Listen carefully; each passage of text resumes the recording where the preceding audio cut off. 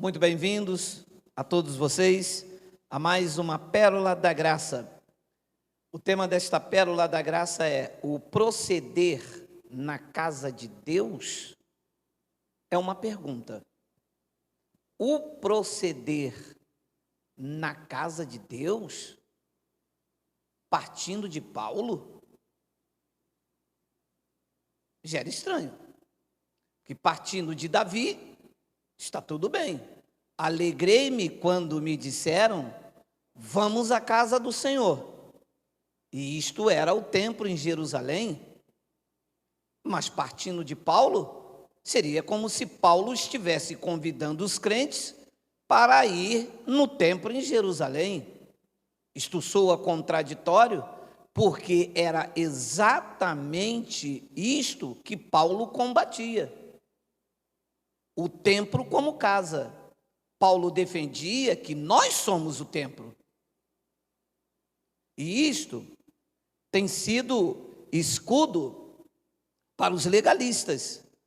Os legalistas usam esse termo que nós vamos ler para dizer, existe casa de Deus como templo? Sim. Mas vamos ler. Escrevo-te estas coisas, portanto, Paulo estava escrevendo a Timóteo, esperando e ver-te em breve. Portanto, segundo a doutrina dos futuristas da igreja evangélica, Paulo está vindo por aí. Correto? Porque quando Jesus disse, eu estou voltando em breve, eles dizem que Jesus não veio ainda.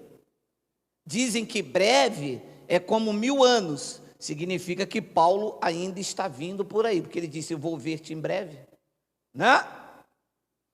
Depois ele diz no versículo de número 15, para que se eu tardar, fique ciente de como se deve proceder na casa de Deus, que é a igreja do Deus vivo, a coluna e baluarte da verdade. Então, como eu disse há minutos atrás, como deve proceder na casa de Deus? Então, a casa de Deus é a igreja de pedra? Então, partindo de Paulo, isto é contraditório. Partindo de Davi, está tudo aceitável. Porque no tempo de Davi, a casa de Deus, como era chamada, era o templo lá em Jerusalém. Mas partindo de Paulo, é contraditório. Porque é exatamente contra isto que Paulo pregava. O templo como casa de Deus, de como se deve proceder na casa de Deus. Então, qual é a explicação plausível para quem tem olhos iluminados? É você entender que nesse texto, como em vários da Bíblia, ali tem uma tradução tendenciosa. É uma tradução para te fazer entender acerca de um assunto que todo o contexto não condiz com a realidade. Vou te explicar um texto tendencioso. Jesus disse na cruz, em verdade te digo que hoje mesmo estarás comigo no paraíso. Isto é um texto tendencioso, que não condiz com a realidade dos fatos. Por quê? Porque naquele dia, Jesus não estava no paraíso. Entende? Depois que ele ressuscitou, ele ainda ficou 40 dias aqui nesta terra. Quando Maria viu e foi abraçá-lo, após este evento, ele disse, não me toques, porque eu ainda não fui para o Pai, nosso Pai. Se ele não foi, como que o ladrão estaria lá e ele aqui estariam juntos no paraíso? Então isto se chama uma tradução tendenciosa. E quem é que ensina isso? Quem tem olhos iluminados para entender que isto não condiz com a realidade do que o tradutor colocou. Então, qual é o que é plausível, o que é aceitável nesse argumento? Que lá ele disse o seguinte, em verdade te digo hoje, não te digo ontem, não disse ontem e nem vou dizer amanhã. na verdade eu te digo hoje, que tu estarás comigo no paraíso. Isto é aceitável com o entendimento, com o QI da graça de Deus. Correto? Correto. E aqui, aonde está a tradução tendenciosa? Porque se for assim, contraria tudo que Paulo ensinou como evangelho, como templo. Primeiro, antes de eu te mostrar a tradução tendenciosa, vamos entender, nesse contexto aqui, da escrita de Paulo a Timóteo, a casa de Deus para eles era onde? O templo lá em Jerusalém. O templo ainda está de pé. No time da escritura, o que os judeus têm como casa de Deus é o templo lá em Jerusalém. Então, se a casa de Deus aqui se refere ao templo em Jerusalém, todas as mensagens de Paulo são contraditórias. Ou este texto está contradizendo as pregações dele, e a pregação dele está contradizendo a ele mesmo. Porque Paulo não poderia estar dizendo, levando os crentes para o templo. Uma outra coisa a ser observada é que a igreja de Deus, coluna e baluarte da verdade, não era o templo em Jerusalém. Porque o templo lá em Jerusalém tinha um sacerdócio, isso já não era uma verdade. O nosso sacerdócio é Cristo. Mudou a lei, mudou o sacerdócio. Lá no templo tinha os levitas que recebiam dízimos segundo a lei. A lei já estava sendo abolida, faltava ser abolida de forma física. Então, quem era a igreja do Deus vivo? Aonde ela estava? Será que ela estava no templo? Olha o que o Paulo diz em Romanos 16:5, antes de eu te mostrar a tradução tendenciosa. Saudai igualmente a igreja que se reúne no templo em Jerusalém. Então, a igreja se reunia aonde? Na casa deles. Então, se Paulo diz para que você saiba como deve proceder na casa de Deus, e os pastores hoje apontam para o templo, isto é contraditório ao que ele prega aqui, porque ele diz que a igreja, que são vidas, se reunia, mas aonde? Na casa deles. Depois ele diz, saudai meu querido Epeneto, primícias da Ásia para Cristo. 1 Coríntios 16:19, reforça essa tese, ele diz, as igrejas da Ásia vos saúdam no Senhor. Muitos vos saúdam, Áquila, Priscila e bem assim, a igreja que está lá no templo de Jerusalém, a igreja que está na casa deles. Estamos descobrindo a tradução tendenciosa. Vamos voltar então ao que disse Paulo em 1 Coríntios 3,15. Então, olha agora o texto 3,15. Olha o texto agora com os olhos iluminados. Olha o texto. Não, 1 Timóteo, aí é 1 Coríntios. 1 Timóteo 3,15.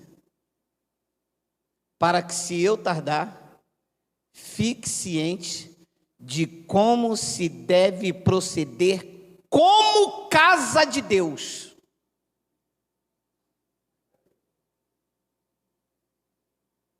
Como casa de Deus. Você é a igreja do Deus vivo. Esta é a sabedoria aplicada, o coeficiente do Espírito, o QI da graça. Fica perfeito assim?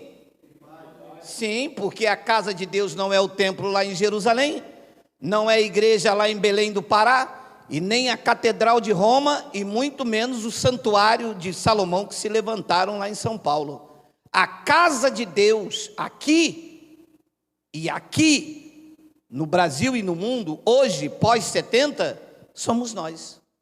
Então Paulo estava dizendo, eu estou escrevendo tudo isso aqui para você, para que você saiba como proceder como casa de Deus.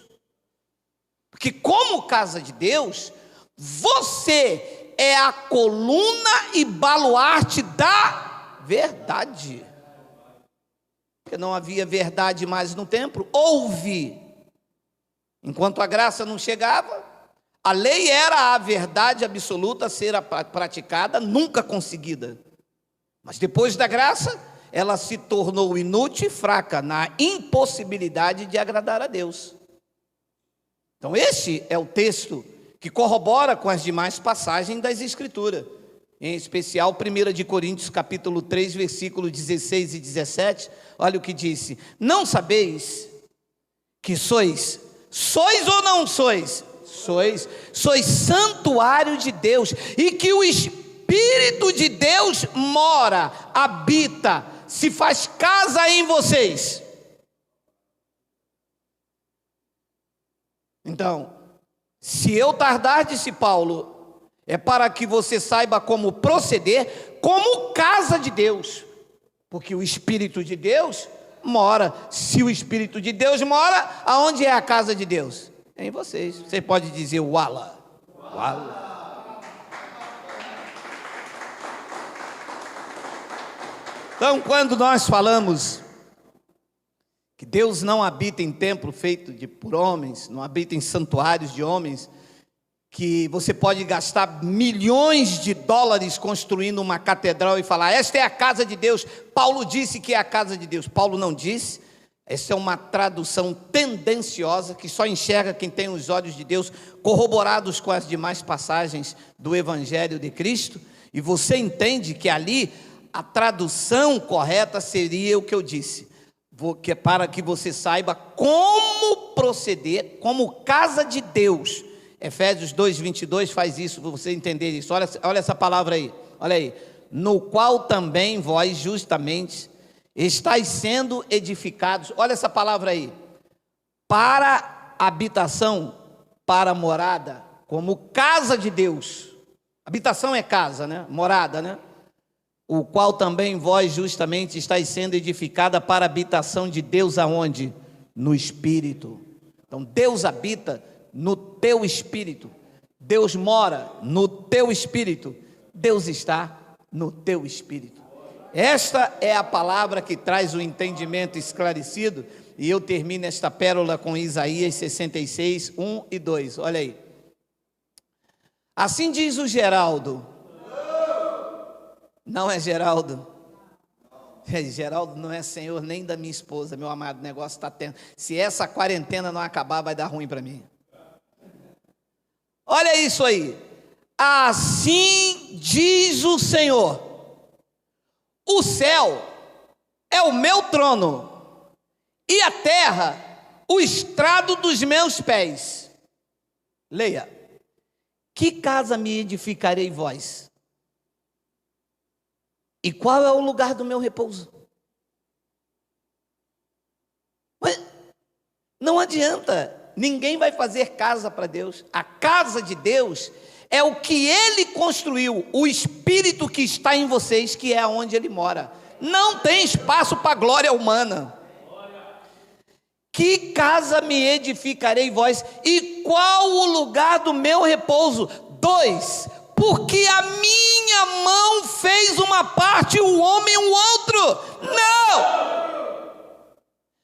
A minha mão fez todas essas coisas e todas vieram a existir, diz o Senhor, mas o homem para quem olharei é este. 2 pontos, o aflito e abatido de espírito e o que treme da minha palavra. Quem treme desta palavra, diga amém. Amém. Deus está olhando para vocês.